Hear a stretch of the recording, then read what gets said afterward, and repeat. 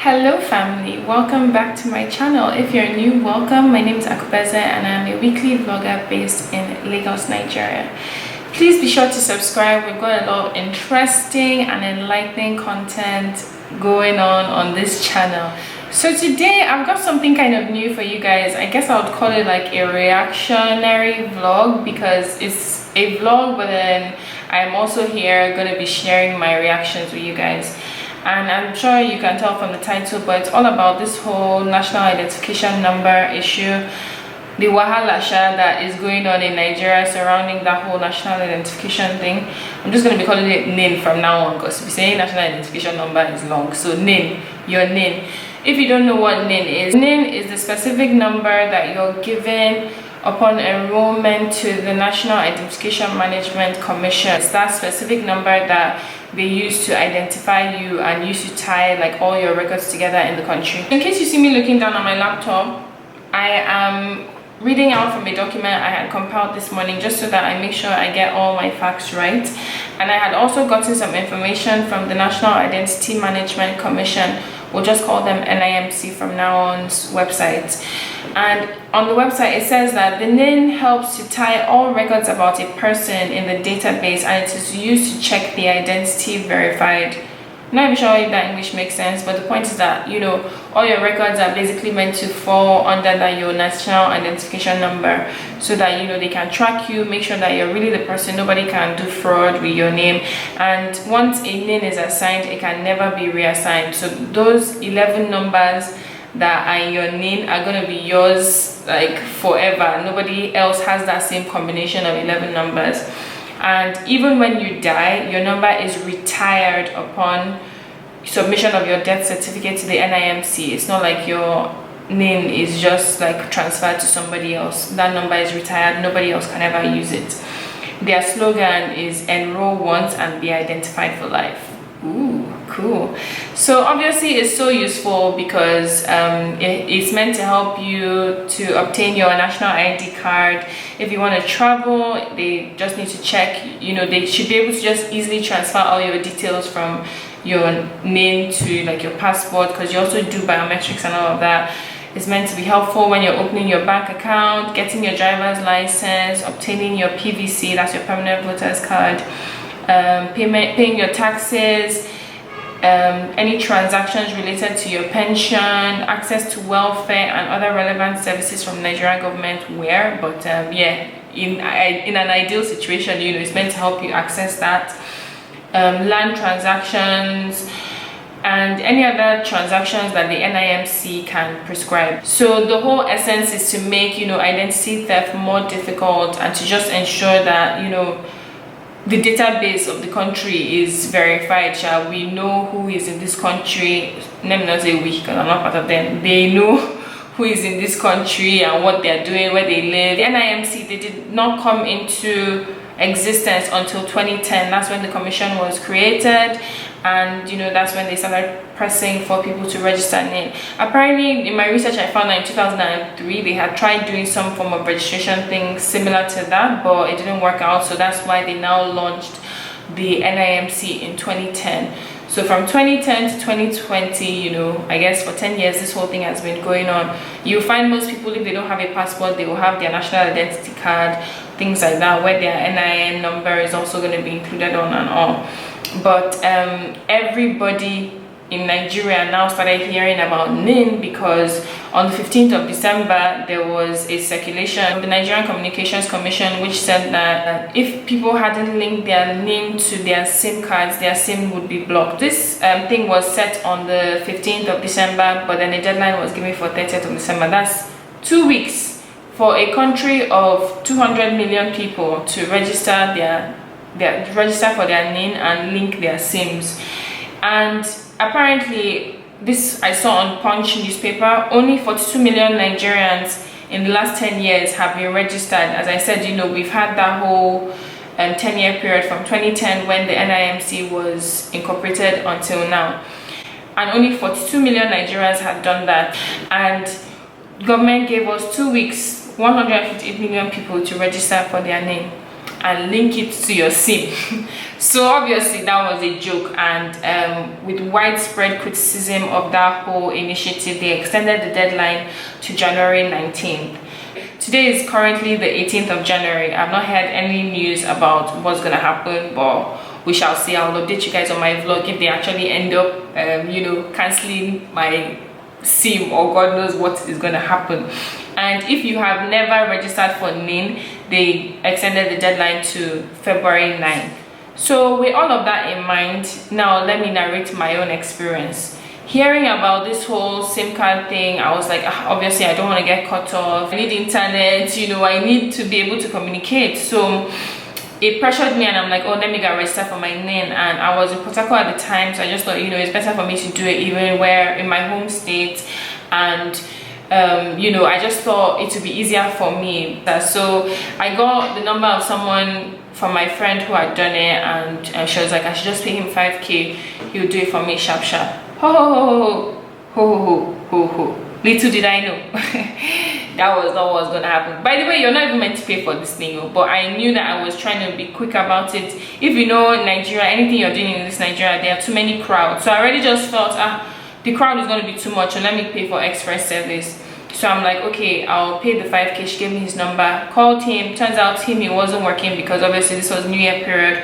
So he was like, he'll direct me to one of his friends who will help me, or one of his colleagues or whatever who would help me.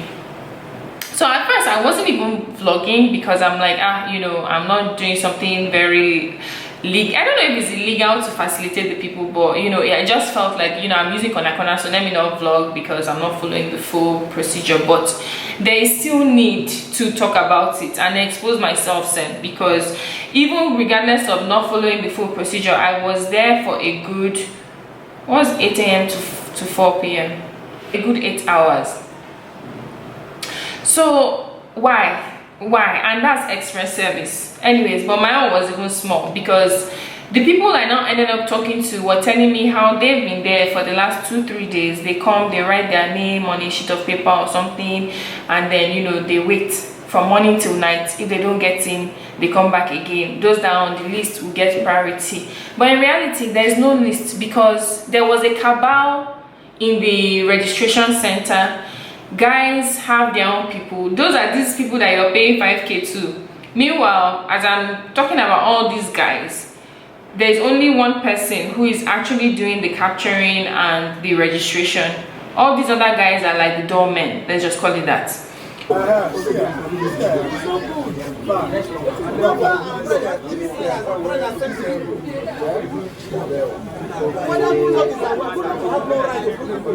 I paid the 5k, got there. He told me I should get there by 7. I couldn't even locate the center, because it was in a, I don't want to name the exact place so that I wouldn't end up putting these people in trouble, but it wasn't in the most accessible area, and it was even in a church. Like, the registration was happening in a church, and I'm just like, what's going on here? Like, I was expecting to see, like, the NIMC sign or something, and get in there, have computers in front of me and all of that. Nope. It was a church, a dark church. One guy, one computer, 2 torchlights for the light of, for the capturing, and a bunch of doormen, plastic chairs. You're just sitting down there queuing up, and I was just like, what is going on? In fact, immediately I got in, I was still feeling like everything was cool. I was in my car, the guy connected me with somebody who brought the form to my car for me to fill. I was noticing that crowds were building up on the side, but I'm like, it's express service I'm paying for, so fair enough. I was in my car for like 2-3 hours, nothing was happening. So I now went out to go and meet him, and I'm like, what's going on? He's like, oh, the person doing the capturing is not yet here. That's when I should have known that something is wrong, because there was so many guys there who were apparently coordinating things. Meanwhile, none of them are actually NIMC staff. None of them were actually doing the registration. Cool. So Aisha eventually now was like, okay, she told me when the person comes. I went back to my car. He eventually comes at like 10 o'clock, so let's just like 10:30ish.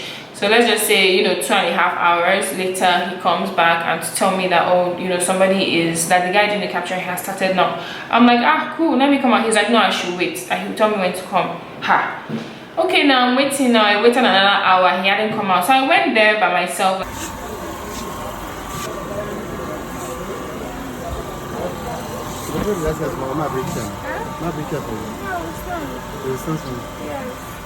Like, I went to the front and I saw what was really going on, like the queue, the mass of people there. And I now started seeing the confusion, like all those doormen, let's say there were about 6 doormen. Those 6 doormen have their own people that they are trying to get in. Aside from the regular people who just show up to queue, you actually get into where they were doing the capturing. There was the normal line, like 2 rows, where the regular people were sitting. Meanwhile, this is the people that made it in. You know, in one of my recordings, you even hear the guy say, consider yourself lucky that you've made it to heaven to even make it into the capturing room. As you know, it's just like, this is heaven. That is the gate. You don't cross the gate. First gate. And you see the second gate that you enter, that is just like that. But if you have never crossed the first gate, how many gates? There is no hope for you. How many gates? You have crossed the first gate now. This is the second gate that to heaven. This is those outside, they are just roaming. I say. So, you know, when you make it into the capturing room, you see that, okay, there are 2 rows for the normal people. Those who just showed up at the place, queue in that row. Those are the ones that sleep for 2-3 days. They keep coming back until you find your way in there. Then on the side, there's 1 row for those for the doormen to bring their own people. Each doorman is entitled to, I think, 6 slots per day. This is just what I was picking up from their argument, because it turned out that the guy who I had called, because he wasn't working, and I don't know, I guess he must be a popular person because so many people came under his own name. Meanwhile, these people are meant to be entitled to 6 slots per day. Only 6 slots per person, and if you're calling it 6 times, maybe the 6 of them, that's 36 people, that 36 express people type of thing. Those that will pay the 5K. Meanwhile, the 5K was not always 5K, because you also hear one of the other guys saying this is 5K era or 3K era don't pass, meaning at first they were charging 3K, now they are charging 5K, because they can see that this, you know, mandate or whatever from the government is putting pressure on everybody to do the thing. It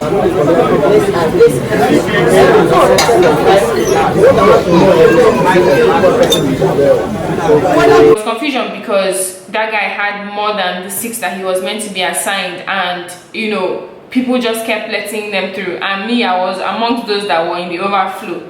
But me, as a sharp babe, I just spoke to the guy and told him that, see, I will see you separately, just facilitate my own thing. I'm traveling, so I need to do this thing ASAP. It just hit me that, you know, this country is so messed up, like actually so messed up, because I was sitting next to a lady who told me that she had come back for the last, like she had come for 2 days in a row, on top of the fact that she had actually paid 5K. Herself, she had also paid the 5K, but maybe she wasn't sharp, maybe she was just being relaxed, or her own guy was not proactive.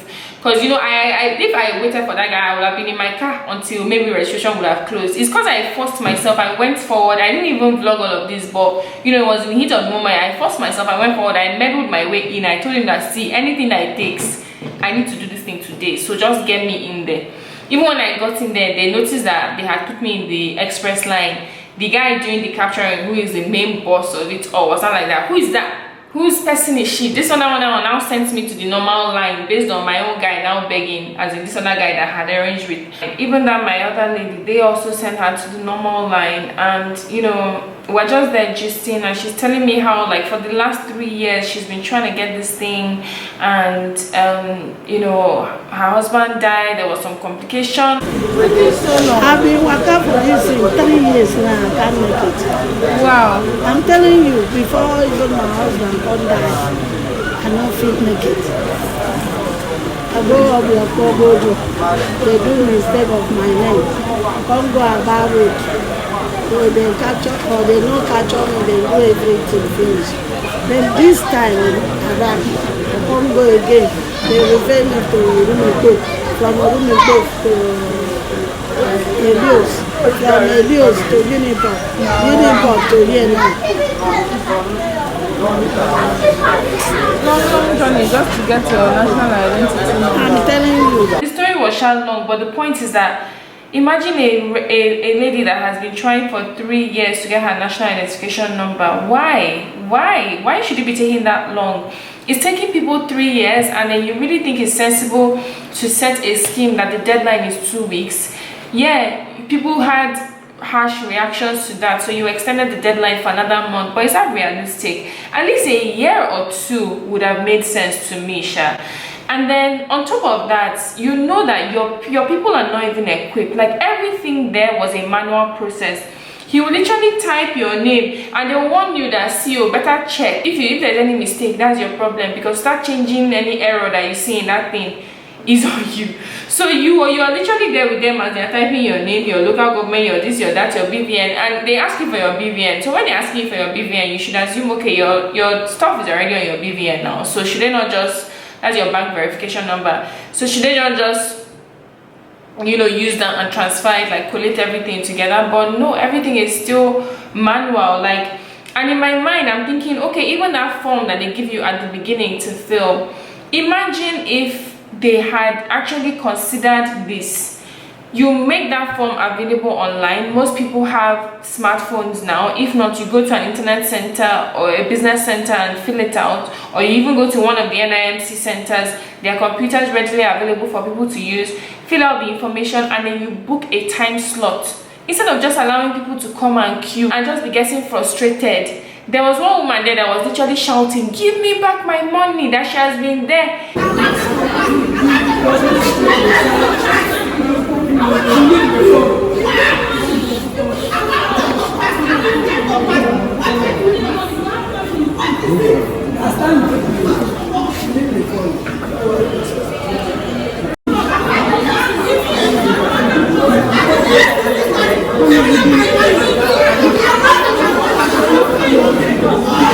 I tell you, as in, if you're even going to do this thing, better be sharp. It's not just to even pay, because on top of payment you need to use sense. As in, she was there shouting, "Give me back my money," and it was in the church, so she was shouting at the pastor. I think the pastor had also collected his own congregation's details, thinking that he would just quickly allow everybody through, not knowing that there were other doormen there that had their own people too. So the politics that happens in the wider sense of our society, you even see it in these small pickets of people, because we're so used to this toxicity. Like, we're so used to this, like, dominating way of managing things. I don't know how to explain it. Like, we're just not people conscious and we're not welfare friendly. Why is there only one computer? Why is this thing happening in a church?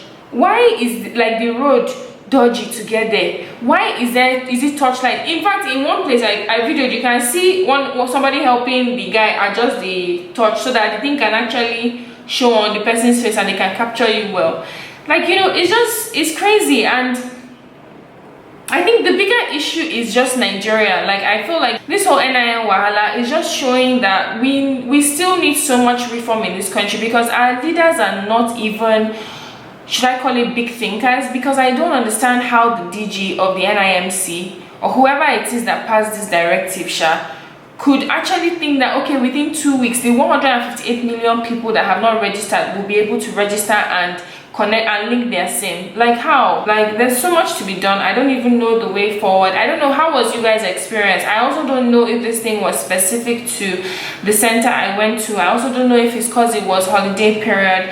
But then this woman explaining to me that it's 3 years that she's been trying to do this thing. I know that it was not just a today issue. It was not just a then issue. Like, it's a bigger issue, and it's something that we need to work on, because yeah, the idea behind the name makes sense. Even though I'm also scared that I've also not even linked my name to my SIM till now, because I'm beginning to think that based on all this NSAS thing, they want to now start knowing and tracking people and be manipulative. That's the when you're dealing with the corrupt government, you can't even trust what they are doing. So me, if I'm watching till the last minute, I said let me just get the name just in case. But then all other things, you know. So I don't know, Sha. And then all these crowds that you even see, like, are we thinking about COVID? Are we, as in, because first of all, nobody there was wearing a mask. Okay, let me not say nobody. I personally was wearing a mask, and maybe there were like 2 other people wearing masks. The person doing the capturing was not wearing a mask. None of the doormen were wearing masks. So it's like, on one hand, you're telling us we should stay at home,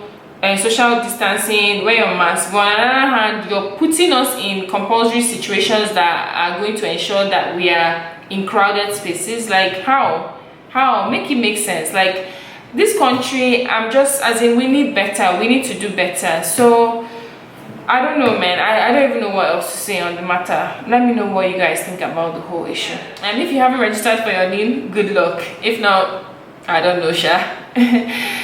Anyways, so that's it from me, y'all. Just a quick crucial conversation video. I think these are still due on this channel, and I'm going to be doing a lot more of them. I had actually planned to do this last year. I had gone to road safety to renew my insurance, and I had captured that. So let me know if you're interested in me reacting to that, even though it was from last year, or in fact I think it was from 2019 actually. So that might be quite outdated, but then it still will be interesting to see. So I will see you guys in my next video. Love you. Don't forget to transform yourself. Is it because we are so many remember that they don't even value us? They don't value our lives in this country. Police civilian, can you listen to them? You don't have freedom of speech, you don't have security, job.